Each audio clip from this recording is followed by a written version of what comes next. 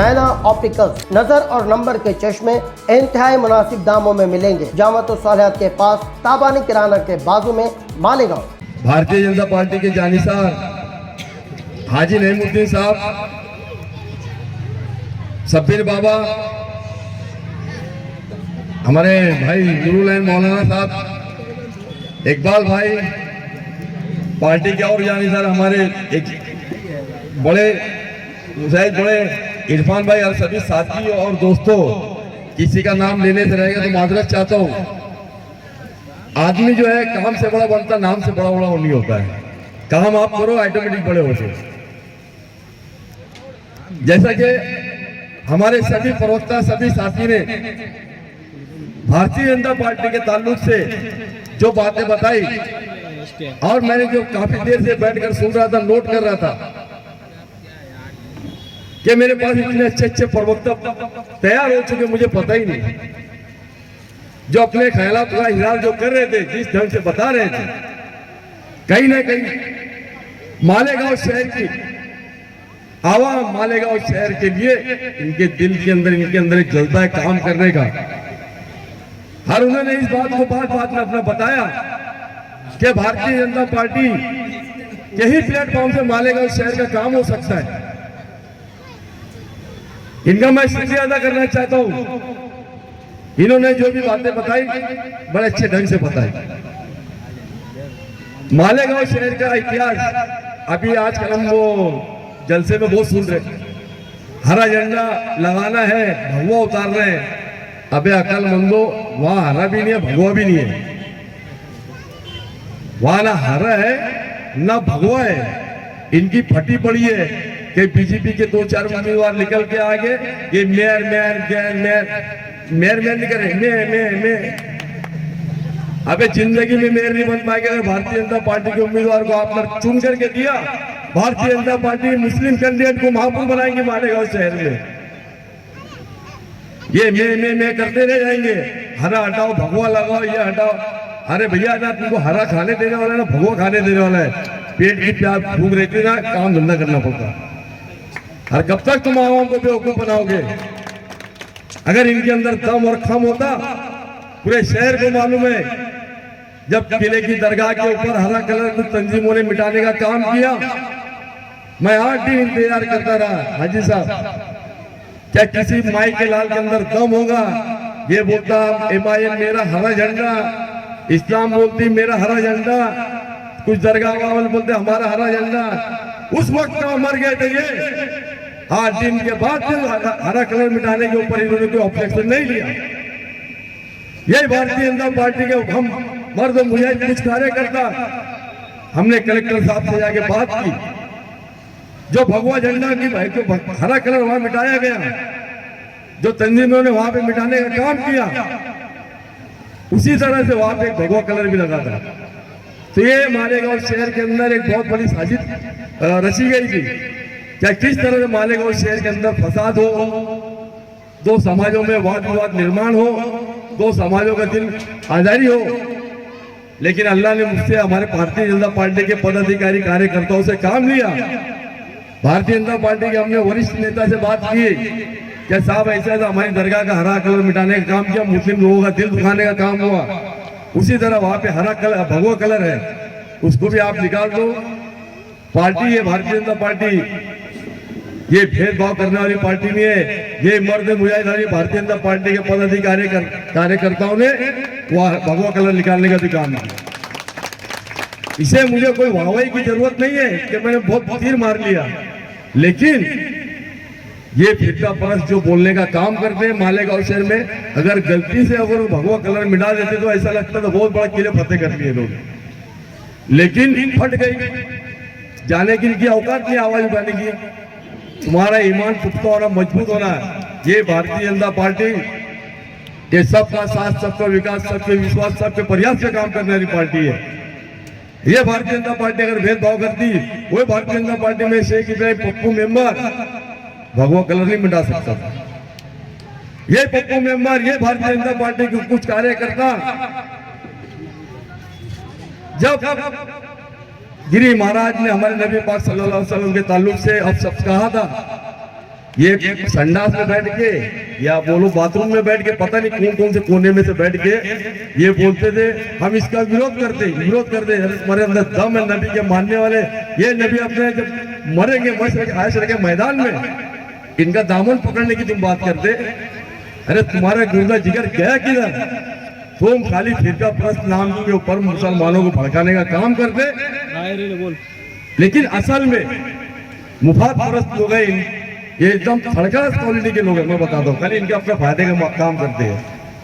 जब गिरी महाराज ने नबी की शान में गुस्ताखी की, ये हम ही भारतीय जनता पार्टी के कुछ कार्यकर्ता थे, उसके ऊपर हमने गुना दाखिल कराए।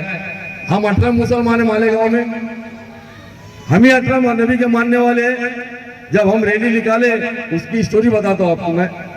जब हम 50 मुसलमान खड़े हुए जामिदुस सालात के बाद, जब बीजेपी का गमछा डाला तो बचे कितने? 32 मुसलमान।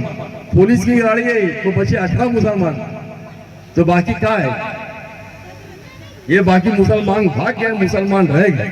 कौन झगड़ा? ये हम 18-20 मुसलमान जाके हमने आंदोलन किया, गिरी महाराज के ऊपर गुना दाखिल करा। ये भारतीय जनता पार्टी अगर फिरका परस्त थी, अगर इसकी सोच होती तो हमारे बोलने के ऊपर गिरी महाराज के ऊपर गुना दाखिल नहीं करते। ये हमको सोचना और समझना होगा। ये मैं आपको टेक्निकल बातें बता रहा हूँ। ये नीतीश राणे मालेगांव शहर के मामले में, किले के मामले में जब बार बार आके मालेगांव शहर के आवाम को तकलीफ देने का काम किया। जब ये मर्द मुझे भारतीय जनता पार्टी के हम कुछ पदाधिकारी नीतीश राणे के खिलाफ हमने पत्रकार परिषद ली, उसके विरोध में हमने जो बोलना था बोले। हमारे वरिष्ठ लोगों ने भी ये बात नोट किया कि लाखों हमारे व्यूज है, जिसके अंदर से हजारों कमेंट जो हमारे फेवर में। आप नोट कीजिए, वो नीतीश राणे जब से, भले हमारी पक्ष का क्यों हो, तुम्हारे अंदर बोलने का गुर्दा होना चाहिए। सच को सच बोलो, गलत को गलत बोलो। मेरे लोग गलत है, मैं गलत बोलूंगा। मेरे पक्ष में लोग हैं, भले कितना मिनिस्टर क्यों हो, मैं डरता उड़ता नहीं है। आप लोगों को अच्छे से मालूम है। ये आपका ईमान पुख्ता है, अल्लाह ताला आपकी मदद जरूर करेंगे, बराबर करेंगे। क्योंकि मैं 2 नंबर का खाता नहीं हूँ, 2 नंबर का लेता नहीं हूँ, कहीं जाके तोड़ी करता नहीं हूँ, कोई गरीबों को तकलीफ देता नहीं। जबकि मैं भारतीय जनता पार्टी का महाराष्ट्र का उपाध्यक्ष हूँ, आज तीसरी टर्म भारतीय जनता पार्टी में मैं महाराष्ट्र का उपाध्यक्ष बना, महाराष्ट्र राज्य समिति का सदस्य बना हूँ। ये भारतीय जनता पार्टी फिरका परस्त होती, भेदभाव करती, मुझे हज कमेटी का रुकने नहीं बना। 70 साल से सरकार में काम किया यहाँ के लीडरों ने, इनकी इतनी हैसियत नहीं रही कि हज कमेटी की पायरी चढ़ जाए। ये भारतीय जनता पार्टी ने मुझे रुकन हज कमेटी बनाया, ये हमारे शहर के लिए बड़ी एजाज की बात है। आज मालेगांव शहर का नाम औरंगाबाद के हज हाउस पे लिखा गया, मालेगांव शहर के रुकन हज कमेटी शेख इब्राहिम। यही मालेगांव के नाम लिखा गया नागपुर में, मालेगांव के रुकन शेख इब्राहिम हज कमेटी। ये मालेगांव का नाम मुंबई की हज कमेटी में लिखा गया। ता कयामत तक नाम रहेगा, कोई मिटा नहीं सकता। ये है भारतीय जनता पार्टी। ये भगवा ये वो जो लाते ना झंडा, पहली बात तो मुझे एक बात समझ में नहीं आती। 80% मुसलमान मालेगांव, 20% हमारे हिंदू भाई। ये बोलते भाई हमको वहां पे हरा चढ़ाने का। अबे तो 70 साल से तो हरा ही चढ़ेगा ना। अगर तुम्हारी सोच में हरा हरा दिख रहा तो हरा ही चढ़ेगा। फिर इनका रोना, मतलब नदी के ऊपर फंड जा रहा तो तुम वहां झुंझुना बजाने बैठे ले क्या? जैसे नदी के ऊपर फंड जा रहा, मेयर तुम्हारा, चेयरमैन तुम्हारा, स्टेडिंग सब तुम्हारे। हेलो, आगे बोलू, आगे तुम बोल दो। हेलो, उसके बाद रोना लगाते। तो ये आवाम बेवकूफ है या ये शाने आवाम शानी ये बेवकूफ। मालेगांव शहर के अंदर आजी हो माजी हो, इन्होंने खाली मालेगांव शहर के आवाम को बेवकूफ बनाने का काम किया। आज हमको उम्मीदवारी करने की कोई जरूरत नहीं थी, अल्लाह का एहसान है। बिना उम्मीदवारी करे भी हम बहुत कुछ काम कर सकते हैं। हम सरकार में, भारतीय जनता पार्टी में जब मैं बोलता हूँ किसी के खिलाफ, तो भारतीय जनता पार्टी के लीडर बोलते हैं पप्पू भाई आप तो बहुत बोलते हैं अपने समाज के ताल्लुक से, मुसलमान वोट नहीं देते, यानी मुझे मुंह बंद कर लेना पड़ता। आप ये बात नोट कीजिए, भारतीय जनता पार्टी को आप वोट नहीं भी देते, कुछ नहीं भी करते, लेकिन इसकी योजना सबको मिल रही ना, या नहीं मिल रही?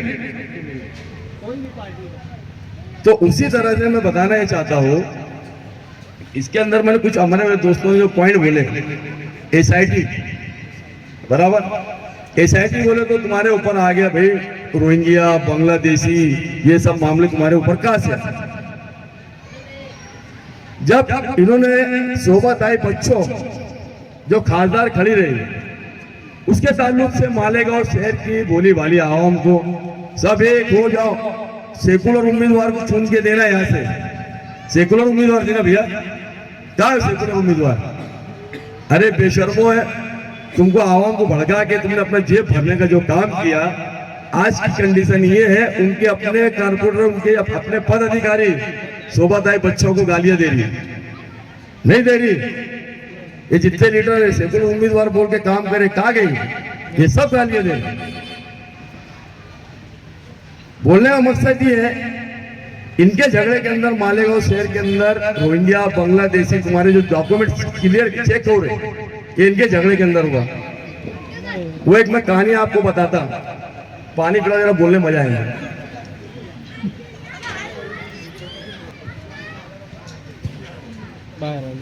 दो सहेलियां, मैं तुमको बताता ना, SIT की पिक्चर से पता था,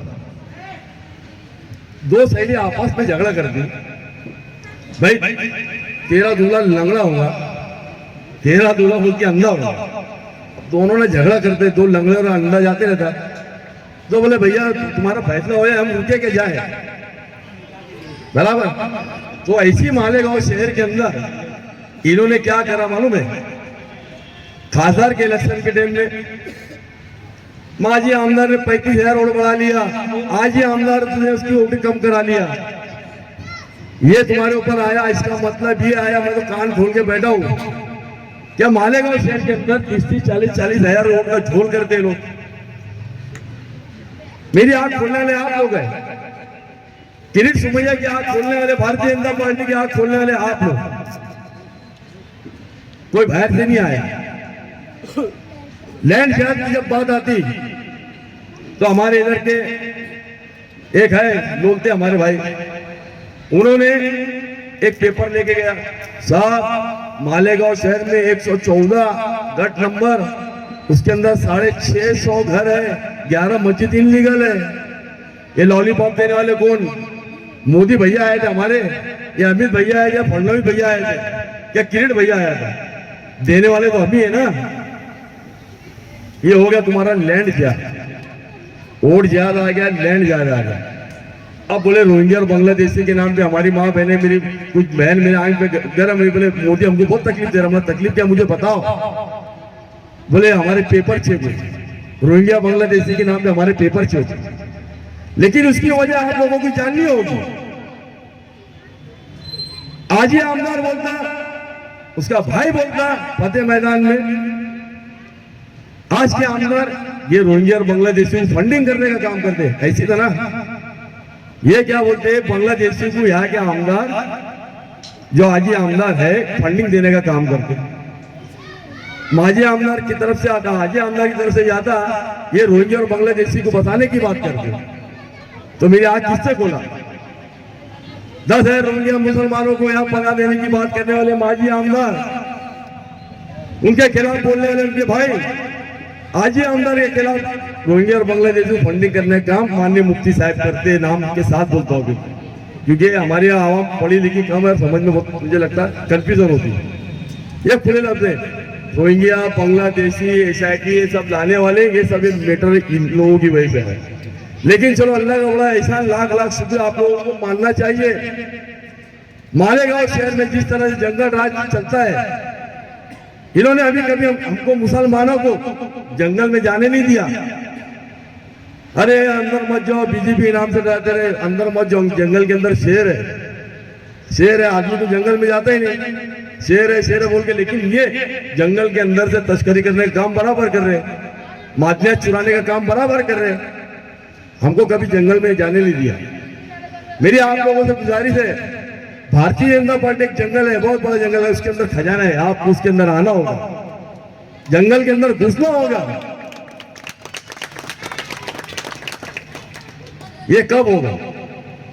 अब बेसिक बात आप सोचो, अगर SIT आ रही है, आने दो ना। मैं पूछना चाहता हूं आपसे, बांग्लादेशी SIT ये सब आने के बाद में आपके पड़ोस में एक भी मुसलमान बांग्लादेश गया कि हाथ उठा के बोलो। कोई बांग्लादेश गया? कोई पाकिस्तान गया? ये खाली बेवकूफ बनाने का काम करते।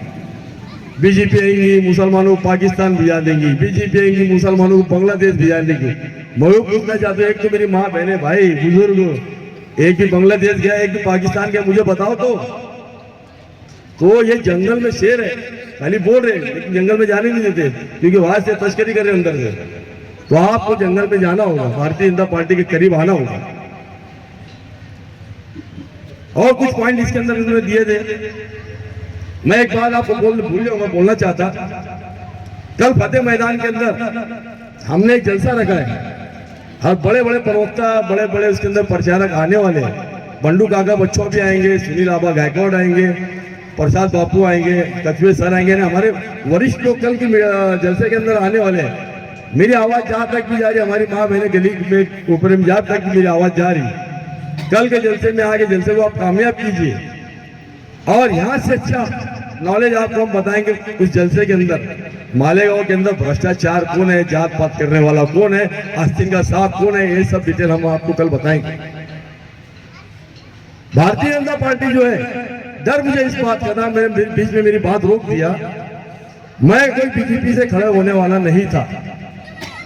जिस तरह से एक हमारे शहर के ऊपर एक धब्बा लगा, मुसलमानों ने वन साइड 2 लाख वोट देने का जो काम किया यहाँ के लीडरों को भड़कावे में आने के बाद, उसका भुगतान हमको सबको भुगतना पड़ रहा।